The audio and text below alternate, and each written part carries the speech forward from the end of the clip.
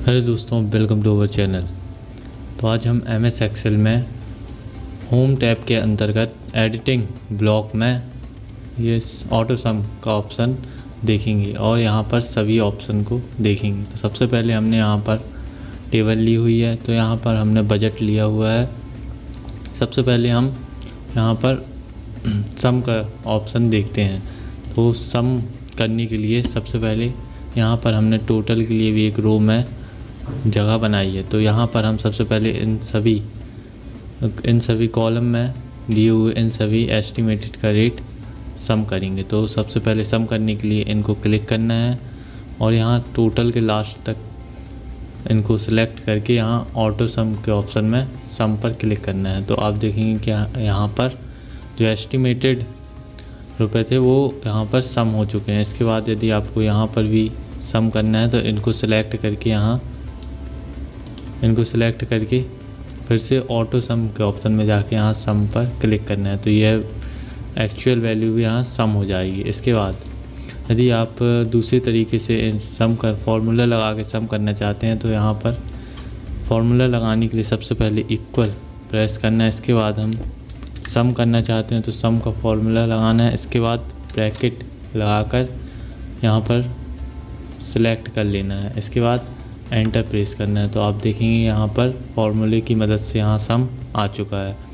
इसी प्रकार अब यदि हम डिफरेंस निकालना चाहते हैं तो डिफरेंस निकालने के लिए सबसे पहले यहाँ हमने डिफरेंस का कॉलम बना रखा है। डिफरेंस निकालने के लिए आपको यहाँ पर इक्वल लगाना है।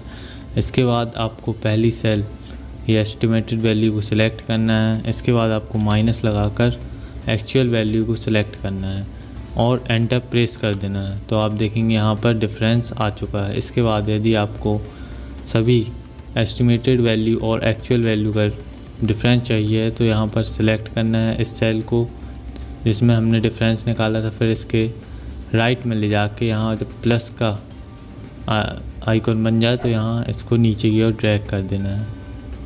तो आप देखेंगे यहाँ पर ऑटोमेटिक यहाँ पर डिफरेंस निकल चुका है। और यदि आप अब एवरेज एस्टिमेटेड वैल्यू का यहाँ पर एवरेज निकालना चाहते हैं तो एवरेज निकालने के लिए आपको इक्वल लगाकर यहाँ पर फॉर्मूला लिखना है एवरेज। तो आप जैसे ही एवरेज यहाँ पर आपको एवरेज का फॉर्मूला इसमें डबल क्लिक करना है। इसके बाद आपको यहाँ पर वैल्यू सेलेक्ट कर लेनी है। इसके बाद आपको एंटर प्रेस करना है। तो आपको इन सभी एस्टिमेटेड वैल्यू का यहाँ पर एवरेज मिल जाएगा।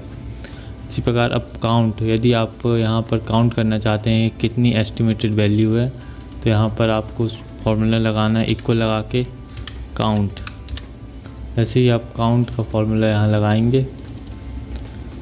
फिर आपको यहाँ पर वैल्यू सेलेक्ट करनी है और देन एंटर प्रेस कर देना है। तो यहाँ पर आपको काउंट मतलब total number of estimated value आ जाएगी।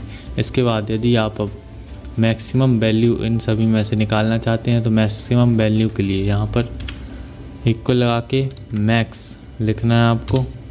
फिर यहाँ ब्रैकेट लगाना है। ब्रैकेट लगाने के बाद आपको इन सभी सेल्स को सिलेक्ट करना है जो कॉलम में है। इसके बाद एंटर प्रेस करना है। तो आपको यहाँ पर मैक्सिमम वैल्यू जो है इन एस्टिमेटेड में मिल जाएगी। इसके बाद यदि मिनिमम आपको चाहिए, इसके बाद यदि आपको यहाँ पर मिनिमम वैल्यू चाहिए तो आप यहाँ पर इक्वल लगा के मिनिमम मिन लिख के यहाँ ब्रैकेट क्लोज करके यहाँ पर आप वैल्यू सेलेक्ट कर लेंगे। उसके बाद आप ब्रैकेट क्लोज करके यहाँ एंटर प्रेस कर देंगे। तो आप देखेंगे यहाँ पर मैक्सिमम और मिनिमम वैल्यू दोनों ही मिल चुकी है।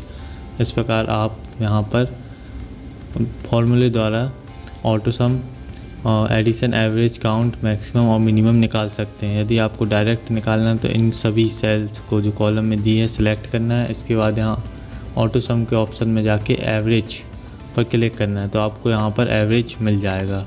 यदि आपको मैक्सिमम काउंट चाहिए या मैक्सिमम तो इनको फिर से सेलेक्ट करना है।